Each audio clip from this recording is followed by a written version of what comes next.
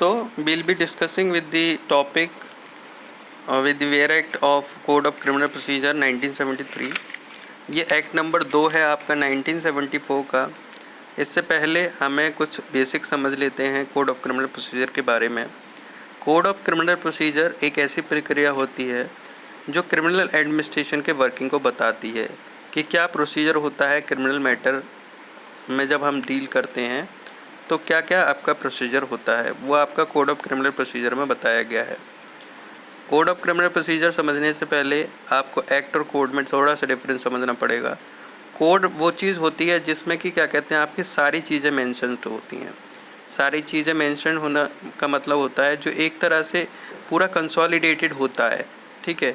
यानी कि उसमें जब भी कोई चीज़ बात आती है, मान लो क्रिमिनल मैटर के बारे में कोई बात आएगी, तो हम ये देख लेंगे कि हाँ आपका जो है एक कोड दे रखा है, उस कोड में कहीं ना कहीं ये फॉल हो जाएगा मैटर।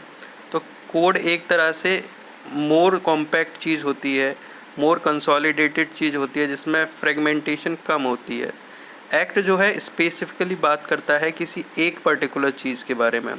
तो एक्ट जो है आपका थोड़ा लिमिटेड सेंस में होता है, कोड थोड़ा ब्रॉड सेंस में होता है। अब उसके बाद आप आ जाइए कोड ऑफ क्रिमिनल प्रोसीजर और सिविल प्रोसीजर कोड में क्या डिफरेंस है। सिविल मैटर्स का जब भी कोई प्रोसीजर की बात होती है तो हम सिविल प्रोसीजर कोड की तरफ आपका रुख करते हैं। जब भी कभी क्रिमिनल मैटर की बात होती है तो हम कोड ऑफ क्रिमिनल प्रोसीजर के बारे में बात करते हैं। चूँकि कोड ऑफ क्रिमिनल प्रोसीजर के बारे में जब बात ही हो रही है तो इसके सेंस को समझना बहुत ज़्यादा आवश्यक है। हमारा सन 1945 में यूएन चार्टर आया। यूएन चार्टर वर्ल्ड वार का एक इफ़ेक्ट था। पीस रेजोल्यूशन के लिए हमें एक यूएन नामक संस्था की ज़रूरत पड़ी, जो कि आपका फ्रैंकलिन डी रूजवेल्ट का आपका जो है एक इनिशिएटिव था कि हमें जो है संसार पे शांति मेंटेन करने के लिए आपका एक पीस रेजोल्यूशन मैकेनिज़्म या कोई ऐसी संस्था होनी चाहिए जो पीस को मेंटेन कराए। उसी के ध्यान में रखते हुए हमने जो है एक यूडीएचआर अडॉप्ट किया था 1948 में। तो 1948 में जब यूडीएचआर अडॉप्ट किया तो उसमें एक फेयर ट्रायल का प्रोविज़न था जो ये कहता था कि क्या कहते हैं, जब भी कभी कोई ट्रायल चलेगा तो हमें एक्यूज़ को इनोसेंट प्रिज्यूम करना पड़ेगा जब तक कि उसका गिल्ट प्रूव ना हो जाए। इससे ये फ़ायदा होगा कि भैया जजेस के माइंड में एक बायसनेस नहीं होगी कि एक्यूज़ ने क्राइम किया है, और फेयर ट्रायल अपने आप से हो जाएगा। इसी चीज़ पे बेस्ड है आपका क्रिमिनल ज्यूरिस्प्रूडेंस का, कि मतलब एक्यूज़ को इनोसेंट समझा जाएगा जब तक कि उसका गिल्ट प्रूव ना हो जाए। इसे हम एक्यूसेंट्रिक आपका अप्रोच भी कहते हैं। एक्यूसेंट्रिक अप्रोच होने के साथ साथ हमारे यहाँ रिफॉर्मेटिव थ्योरी ऑफ पनिशमेंट को भी अडॉप्ट किया गया है, जिसमें हम जो है एक्यूज़ के रिफॉर्म की बात ज़्यादा करते हैं, ना कि उसको पनिशमेंट दे के उसको डिटर करने के बारे में ज़्यादा बात करते हैं। हमारा जो उद्देश्य होता है एक्यूज़ के माइंड सेट को रिफॉर्म करना। ये कहा भी जाता है कि माइंड को पनिश किया जाता है, ना कि आपका जो है किसी की बॉडी को। तो यही सेम चीज़ इसमें है कि अगर माइंड उसका रिफॉर्म हो जाता है तो उसको जो है चांसेस मिलते हैं कि उसको बेल पे छोड़ दिया जाता है, उसके एंटीसीडेंट देखते हैं तो उसको एडमोनिशन पे छोड़ दिया जाता है। कई सारे थेराप्यूटिक मेजर्स भी इसमें कोड ऑफ क्रिमिनल प्रोसीजर में आपके बता रखे हैं। तो ये आपका हो गया। उसके साथ साथ जब हम ये बात करते हैं कि इंडिविजुअल राइट की बात करते हैं तो आपका राइट टू लाइफ ऑटोमेटिकली आपका पिक्चर में आ जाता है। इंडिविजुअल इंटरेस्ट आपका जब बात करते हैं तो ये एक्यूज़ के इंटरेस्ट के बारे में बात हो रही है। जब भी हम इंडिविजुअल इंटरेस्ट के बारे में बात करते हैं तो सोसाइटल इंटरेस्ट भी देखा जाता है। Societal interest in the sense होता है आपका, जैसे कोई क्राइम कमिट हुआ तो पूरी वो सोसाइटी का कंसाइंस को सेक करता है। जब किसी की कंसाइंस सेक हो रही है तो उसके इंटरेस्ट को तवज्जो ज़्यादा दी जाएगी कि एक्यूज़ के इंटरेस्ट को ज़्यादा तवज्जो दी जाएगी। तो इसमें जो है कोड ऑफ क्रिमिनल प्रोसीजर अहम भूमिका निभाता है। वो कहता है कि एक्यूज़ को जो है हम जो है फेयर ट्रायल का अपना जो है उसको प्रूव करने का पूरा मौका देंगे, उसके इंटरेस्ट को सेव करते हुए पूरा मौका देंगे कि उसने क्राइम किया है या नहीं किया है। वो अपना पूरा बियॉन्ड मतलब सारी चीज़ें आपका प्रूव करे, या prosecution beyond reasonable doubt accuse का जो है वो प्रूव करे कि एक्यूज़ ने ही क्राइम किया है। ये सारी चीज़ें हमने व्यवस्था इसलिए बनाई है कि सोसाइटल इंटरेस्ट भी सेव हो सके और इंडिविजुअल इंटरेस्ट भी आपका सेव हो सके। तो इसलिए को ध्यान में रखते हुए आपके कोड ऑफ क्रिमिनल प्रोसीजर में कई सारे प्रोविजंस हैं। अब हम एक एक करके डील करेंगे कि कोड ऑफ क्रिमिनल प्रोसीजर कैसे कैसे जो है किस किस वे में आपका जो है चीज़ों को बताता है, कैसे कैसे उसमें चैप्टर्स बने हैं, कैसे कैसे उसमें प्रोविजंस हैं, तो वो हम देखते जाएंगे। तो पहले हम देखेंगे कि कोड ऑफ क्रिमिनल प्रोसीजर ये बताता है कि आपका एक्यूज़ को कैसे अरेस्ट किया जाता है, क्या आपका जो है कौन कौन से कोर्ट्स होते हैं, मजिस्ट्रेट कोर्ट होते हैं, एग्जीक्यूटिव मजिस्ट्रेट कोर्ट होते हैं, क्या क्या कोर्ट होते हैं, एपीओ कैसे अपॉइंट होता है, एपीओ का क्या काम होता है, जनरल पब्लिक का काम क्या होता है, जुवेनाइल कोर्ट्स में कैसे कैसे मैटर डील करे जाते हैं, और क्या कहते हैं फिर हम इसमें ये भी देखेंगे कि क्या कहते हैं कोई भी पनिशमेंट दी जाती है तो कैसे आपका जो अल्टरनेटिव पनिशमेंट कैसे दी जाती है, या फिर जो है कॉन्करेंटली कैसे रन करती है पनिशमेंट। ये सारी चीज़ें देखने के बाद हम जाएंगे तो देखेंगे कि अरेस्ट अगर किसी को कर लिया गया है तो अरेस्ट किन किन मैटरों में किया जा सकता है, विदाउट वारंट कैसे होता है या विद वारंट कैसे होता है, नॉन अवेलेबल ऑफेंसेस क्या होते हैं, अवेलेबल ऑफेंसेस क्या होते हैं, ठीक है। उसके बारे में हम समझेंगे कि कैसे नोटिस दिया जाता है अपीयरेंस के लिए, कैसे कंट्रोल रूम्स होते हैं डिस्ट्रिक्ट में, क्या होता है, इंटेरोगेशन क्या होता है, वो सारी चीज़ें हम देखेंगे। फिर उसके बाद ये देखेंगे कि कितना जो है अरेस्ट करने के बाद कितना टाइम दिया जाता है कि मजिस्ट्रेट को बताना पड़े कि भैया हमने जो अरेस्ट कर लिया। अगर नहीं बताया तो कैसे अनलॉफुल डिटेंशन की कैटेगरी में ये फॉल हो जाएगा, ठीक है। उसके बाद हम देखेंगे समन कैसे आपका जो है भेजे जाते हैं।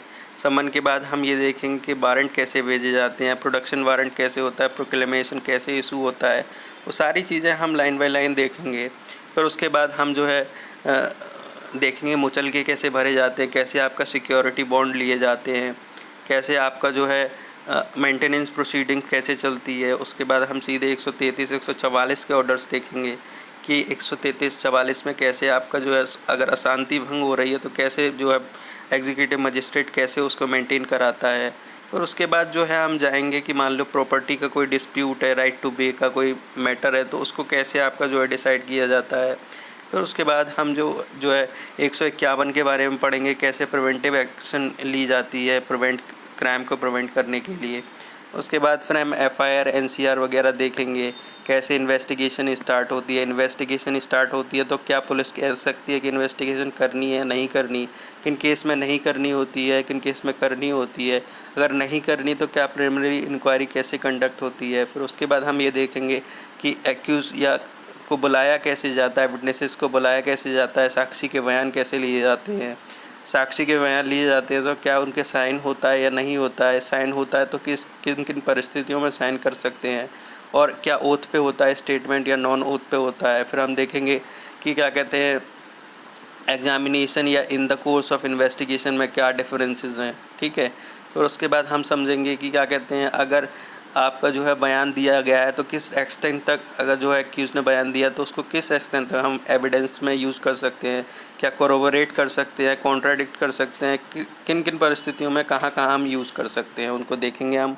उसके बाद हम जाएंगे तो देखेंगे कि जुडिशल कन्फेशन कैसे ली जाती है। जुडिशल कन्फेशन लेने के बाद हम देखेंगे सीधे फिर हम रिमांड पे चले जाएंगे। रिमांड के प्रोविज़न में हम देखेंगे कि कितना जुडिशल कस्टडी दी जा सकती है, मैटर पे डिपेंड करता है। अगर मान लो इन्वेस्टिगेशन कंप्लीट नहीं हुई तो कैसे डिफ़ॉल्ट बिल का प्रोविज़न मतलब अवेल करता है एक्यूज़, कैसे उसके डिफ़ॉल्ट बिल का राइट उसको अराइज हो जाता है, डिफ़ॉल्ट बिल किन किन केसों में ग्रांट होती है, किन किन केसों में ग्रांट नहीं हो सकती, ठीक है। डिफ़ॉल्ट बिल के बाद भी क्या री अरेस्ट किया जा सकता है, वो सारी चीज़ें हम देखेंगे। उसके बाद ये है कि डिफ़ॉल्ट बिल क्या स्टैट्यूटरी राइट है या कैसे कैसे क्लेम किया जा सकता है। तो इस पे जो है हम सेक्शन वाइज डील करेंगे, ज़्यादा डिटेल में नहीं जाएंगे, बिल्कुल बेरेक्ट के साथ साथ चलेंगे। थोड़ा बहुत अगर बीच में कोई केस आता है तो उसको केस को बताते चलेंगे। फिर ये देखेंगे कि कैसे एविडेंस सफिशिएंट क्लोजर रिपोर्ट बनती है, कैसे आपका जो है फाइनल रिपोर्ट तैयार होती है।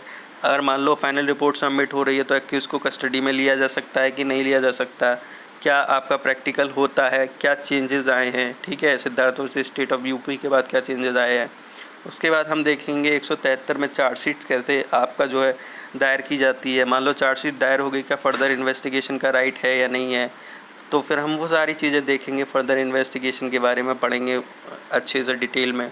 फिर उसके बाद जो है हम पहुंच जाते हैं आपका जो है मान लीजिए कोई भी असामान्य स्थिति में मरा हुआ पाया गया है, कोई भी स्त्री पाई गई है with in 7 years of marriage में, तो उनकी इंक्वेस्ट कैसे बनती है, पंचनामा कैसे तैयार होता है, मान लो कस्टोडियल डेथ हो गई तो कैसे पंचनामा तैयार करते हैं मजिस्ट्रेट, वो सारी चीज़ें हम देखेंगे 174 176 में जाके।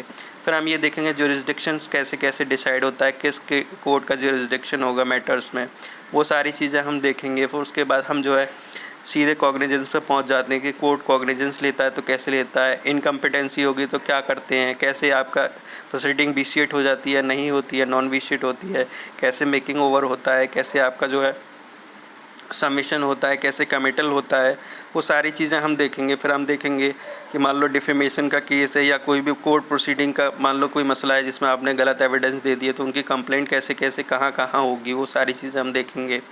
फिर उसके बाद जो है आपका ये देखेंगे कि सैंक्शंस ऑफ गवर्नमेंट की ज़रूरत होती है, मान लो कभी भी प्रेसिडेंट के खिलाफ डिफेमेशन का केस है या ये सब केसेस हैं तो कैसे गवर्नमेंट सैंक्शन आपका जो है देती है, क्या बिना सैंक्शन के आप जो है कोई भी ऑर्डर अगर पास कर दिया है तो वो वैलिड होगा या इनवैलिड होगा। तो हम रिसेंट जजमेंट के साथ उनको भी पढ़ेंगे। और उसके बाद हम कंप्लेंट प्रोसीडिंग देखेंगे कि कंप्लेंट प्रोसीडिंग कैसे स्टार्ट होती है। उसके बाद ये देखेंगे कि एग्जामिनेशन ऑफ कंप्लेंट क्या होता है, एग्जामिनेशन ऑफ मतलब विटनेसेस क्या होते हैं, क्या ये मैंडेटरी होता है, नॉन मैंडेटरी होता है, और किन केस में मैंडेटरी होता है, किन केस में नॉन मैंडेटरी होता है। उसके बाद हम देखेंगे इंक्वायरी कैसे कंडक्ट कराते हैं। अब इंक्वायरी के बाद भी अगर आप सेटिस्फाई नहीं हो तो आप इन्वेस्टिगेशन कैसे भेजते हो, क्या आप पोस्ट कॉग्निजेंस स्टेज पे 156 में जा सकते हो या नहीं जा सकते हो, वो सारी चीज़ें हम देखेंगे। फिर उसके बाद हम देखेंगे कि अगर आप सेटिस्फाई नहीं हो कि भैया इंक्वायरी के बाद कोई भी crime prime facie made out हो रहा है या ऑफेंस मेड आउट हो रहा है तो आप कैसे जो है उसको डिसमिसल कर सकते हो। अगर आपको लगता है डिसमिसल नहीं है, इशू ऑफ प्रोसेस की ज़रूरत है, तो आप कैसे समन व वारंट इशू करते हो, या किन केसों में आप वारंट के साथ साथ समन भी इशू कर सकते हो, वो सारी चीज़ें हम देखेंगे। फिर उसके बाद देखेंगे हम कैसे अटेंडेंस ऑफ विटनेसेस को आप डिस्पेंस कर सकते हो। फिर उसके बाद देखेंगे पिटी केसेस क्या होते हैं। पिटी केसेस के बाद हम ये देखेंगे कि भैया डॉक्यूमेंट कैसे दी जाती हैं एक्यूज़ को, मतलब नॉर्मल केस में जैसे मान लीजिए आपका 191A का केस है तो उसमें कैसे डॉक्यूमेंट दी जाती हैं, कंप्लेंट के केस में कैसे डॉक्यूमेंट दी जाती हैं। मान लो कोई भी केस ऐसा है जो कि क्या कहते हैं कोर्ट ऑफ सेशन के लिए आपका जो है स्पेसिकली दे रखा है कि कोर्ट ऑफ सेशन डील करेगा तो कैसे कमिटल करता है मजिस्ट्रेट, क्या निचला मजिस्ट्रेट ही कमिट कर सकता है, क्या कोर्ट ऑफ सेशन से ऊपर कोई कोर्ट है वो भी कमिट कर सकता है, वो सारी चीज़ें हम देखेंगे। कमिटल का मतलब क्या होता है वो सारी चीज़ें हम देखेंगे। फिर इसी के साथ साथ हम 325 भी देख लेंगे। फिर उसके बाद हम जो है क्लबिंग ऑफ केसेस देखते हैं 210 में कि क्लबिंग ऑफ केसेस कैसे होता है। मान लीजिए आपका इन्वेस्टिगेशन भी चल रही है और कोई कंप्लेंट प्रोसीडिंग भी चल रही है तो कैसे करके जो है कोर्ट उसको क्लब कर सकता है केस को, वो देखेंगे। फिर हम उसके बाद देखेंगे कि चार्ज फ्रेमिंग कैसे होती है, कंटेंट ऑफ चार्जेस में क्या क्या इंक्लूड होता है, कौन कौन से ऑफेंसेस इंक्लूड होते हैं, क्या क्या लॉ आपका जो है कैसे कैसे टाइम एंड मैनर आपको बताया जाता है, क्या होता है चार्ज प्रेसी फॉर्मुलेशन कैसे होता है, क्या चार्जेस में सारी चीज़ें मेंशन करना होता है कि 2 बजे ये हुआ 3 बजे ये हुआ, वो सारी चीज़ें हम देखेंगे। उसके बाद हम ये देखेंगे जोइंडर ऑफ चार्जेस क्या होते हैं। फिर उसके बाद हम ये देख लेंगे मान लो विड्रॉल ऑफ चार्जेस क्या होते हैं। मान लो किसी ने विड्रॉल कर लिया तो उसका इफ़ेक्ट क्या होता है, क्या वो डिस्चार्ज हो जाता है, क्या एक्विटल होता है, वो सारी चीज़ें हम देखेंगे। फिर उसके बाद जो है हम चले जाएंगे आपका ट्रायल्स पे कि कैसे कैसे ट्रायल कंडक्ट होते हैं, सेशंस ट्रायल कैसे कंडक्ट होता है, वारंट ट्रायल कैसे कंडक्ट होता है, वारंट ट्रायल में क्या क्या होता है, कैसे मतलब ऑन रिपोर्ट होता है, कैसे अदरवाइज़ ऑन रिपोर्ट होता है। फिर हम उसके बाद देखेंगे आपका समन ट्रायल क्या होता है, समन ट्रायल में क्या ज़रूरत होती है फॉर्मल चार्जेस को मतलब मेंशन करने की या नहीं होती है। अगर मान लो कोई भी व्यक्ति जो है कंप्लेनेंट जो है आपका वो एब्सेंट होता है तो उसका क्या इफ़ेक्ट होता है, कैसे समन केसेस को हम वारंट केसेस में चेंज करते हैं, क्या आपका समरी प्रोसीजर होता है, क्या आपकी प्ली बार्गेनिंग का क्या मतलब है, प्ली बार्गेनिंग क्यों इंट्रोड्यूस की गई थी, क्या कंपाउंडिंग और प्ली बार्गेनिंग में डिफरेंस होता है, वो सारी चीज़ हम देखेंगे। फिर उसके बाद हम जो है सीधे चले जाएंगे कि एविडेंस ऑन ट्रायल लेते हैं तो क्या क्या हमें ध्यान में रखने की आवश्यकता है, कैसे कैसे कमीशन इशू होता है, क्या आपके एक्सपर्ट मतलब जो एक्सपर्ट के जो एविडेंस हैं क्या उनको हम जो है 162 से आपका इफ़ेक्ट होते हैं या नहीं होते हैं, क्या उनको बयान के अंदर लाया जाता है या नहीं लाया जाता है, वो सारी चीज़ें हम देखेंगे 293 में। और उसके बाद जो है हम 300 में देखेंगे डबल जेओपार्डी का रूल क्या है, किस एक्सटेंट तक डबल जेओपार्डी का रूल एप्लीकेबल हो सकता है। फिर हम कॉम्पिटेंसी ऑफ मजिस्ट्रेट के बारे में भी बात करेंगे कि मान लो अगर कोई कॉम्पिटेंट नहीं है और फिर दोबारा अगर कोई केस आता है जो इनकम्पिटेंसी का, तो कैसे डबल जेओपार्डी यूज़ होगा या नहीं होगा, ठीक है, उसके बारे में हम बात करेंगे। फिर उसके बाद जब 300 के बाद हम जो है सीधे देखेंगे कि राइट ऑफ लीगल एड क्या है, कैसे कैसे एक्यूज़ को राइट ऑफ लीगल एड दे रखा है, 39A का कैसे आपका यूज़ होता है। उसके बाद जो है हम सीधे चले जाएंगे आपका टेंडर ऑफ पार्डनिंग क्या होता है, गवर्नमेंट अप्रूवल क्या होता है, अगर एक्यूज़ को पार्डन ग्रांट कर दिया है तो एक्यूज़ को क्या पनिश किया जा सकता है, नहीं किया जा सकता, और नहीं किया जा सकता है तो मतलब उसको क्या क्या आपका जो है सुविधा दी जाती है। फिर उसके बाद हम देखेंगे ट्रांसफ़र ऑफ केसेस कैसे होते हैं, ठीक। फिर उसके बाद हम देखेंगे एक्स्ट्रा ऑर्डिनरी पावर क्या होती है कोर्ट की। 309 में हम देखेंगे कि भैया एडजमेंट ऑफ केसेस क्या होते हैं, कैसे ये स्पीडी ट्रायल को आपका प्रमोट करता है। उसके बाद सीधे हम एक्स्ट्रा ऑर्डिनरी पावर्स पे पहुंच जाएंगे 311 में। 313 में हम पहुंचेंगे, हर एक सेक्शन को अच्छे से डील करेंगे, उसमें हर एक आपका प्रोविज़न को समझेंगे डिटेल में। फिर उसके बाद हम जो है लोकल इंस्पेक्शन कैसे करते हैं वो देख लेंगे। फिर हम आज जो है देख लेंगे क्या एक्यूज़ कॉम्पिटेंट विटनेस होता है या नहीं होता है, अगर किस केस में आपका रिकॉलिंग ऑफ विटनेसेस होती है, किस केस में नहीं हो सकती, वो सारी चीज़ें हम देखेंगे। उसके बाद जो है भैया हम उस पर चले जाएंगे, विड्रॉल ऑफ प्रोसिक्यूशन क्या होता है, एडिशनल प्रोसिक्यूशन क्या होता है आपका, और आपका कंपाउंडिंग ऑफ ऑफेंसेस क्या क्या होते हैं, वो सारी चीज़ें हम देखेंगे। फिर उसके बाद हम चले जाएंगे कि अगर कोई व्यक्ति ट्रायल पे अनसाउंड माइंड है तो उसके साथ कैसे डीलिंग होती है, कैसे उसको साइकेट्रिक ट्रीटमेंट के लिए भेजा जाता है, कैसे आपका रिपोर्ट बनती है, कैसे कोर्ट कंसीडर करता है, फिर रिलीज़ ऑर्डर आपका कैसे इशू होता है 330 में। और उसके बाद हम सीधे चले जाएंगे, अगर मान लो किसी ने जो है गलत एविडेंस दी है, जो कि हमने 195 में भी देखा था, किसी ने गलत एविडेंस दिए हैं ऑन बोर्ड, तो उसको कैसे हम 340 में आपका कैसे प्रोसीडिंग चलाते हैं, क्या वो समरी प्रोसीजर होता है, कैसे होता है, वो सारी चीज़ें हम देखेंगे। और कितना पनिशमेंट होता है अगर किसी ने गलत एविडेंस दिए हैं, तो वो सारी चीज़ें हम देखेंगे। फिर उसके बाद हम जो है ये देखेंगे आपका डिस्पोजल ऑफ प्रॉपर्टी कैसे होती है, डिस्पोजल ऑफ प्रॉपर्टी भी देख लेंगे। फिर हम उसके बाद जो है सीधे आपका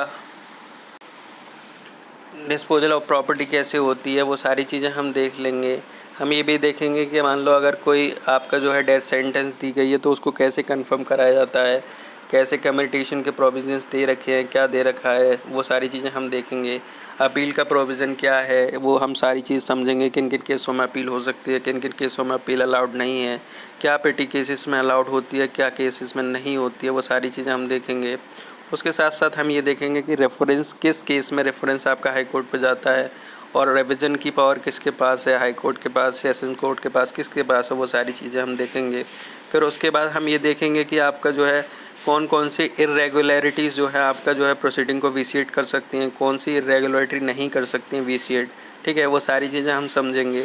फिर हम ये समझेंगे कि अगर मान लो कोई भी क्राइम कमिट किया गया तो उसका कॉग्निजेंस का क्या टाइमिंग है, कितने टाइम तक कोर्ट आपका कॉग्निजेंस ले सकता है, तो वो सारी चीज़ें हम देखेंगे। फिर हम ये देखेंगे कि इकोनॉमिक ऑफेंसेस में क्या कोई कॉग्निजेंस की लिमिट दे रखी है टाइम की या नहीं दे रखी। लास्ट में हम इनहेरेंट पावर ऑफ कोर्ट के बारे में पढ़ेंगे 482 में, जिसको हम डिटेल में देखेंगे कि कैसे इनहेरेंट पावर जो है कैसे आपका जो है inherent power of court interest of justice को सेव करती है, कैसे जो है क्वेसिंग ऑफ एफआईआर्स होती हैं, कैसे वो क्वेस करते हैं ऑर्डर्स को, वो सारी चीज़ें हम देखेंगे। तो ये बेसिक आपका लेआउट है आपका कोड ऑफ क्रिमिनल प्रोसीजर का। काफ़ी तेज़ हो गया होगा, लेकिन ये जो है अगर आप एक बार ये वीडियो को सुन लेंगे तो आपको बेसिक लेआउट समझ में आ जाएगा कि ऐसे ऐसे ऐसे ऐसे करके ये जो है ये प्रोसेस आपकी ये आपके चैप्टर हो सकते हैं, ऐसे ऐसे करके डील करना है हमें, क्या क्या मेन वो पॉइंट हो सकते हैं। अगर आप ये वीडियो को एक बार सुन लेंगे तो आपको समझ में आ जाएगा कि इस चैप्टर में हमें ये चीज़ समझनी है। तो ये आपके लिए बेसिक एक वीडियो है जो कोड ऑफ क्रिमिनल प्रोसीजर का बेसिक बता देगी। इसके बाद हम जो है नेक्स्ट वीडियो में हर एक सेक्शन को पॉइंट बाय पॉइंट डिस्कस करेंगे, और ये प्रीलिम्स के लिए तो आवश्यक है ही है, शायद मेंस के लिए भी ये सहायक हो जाए। तो बाकी धन्यवाद आपको।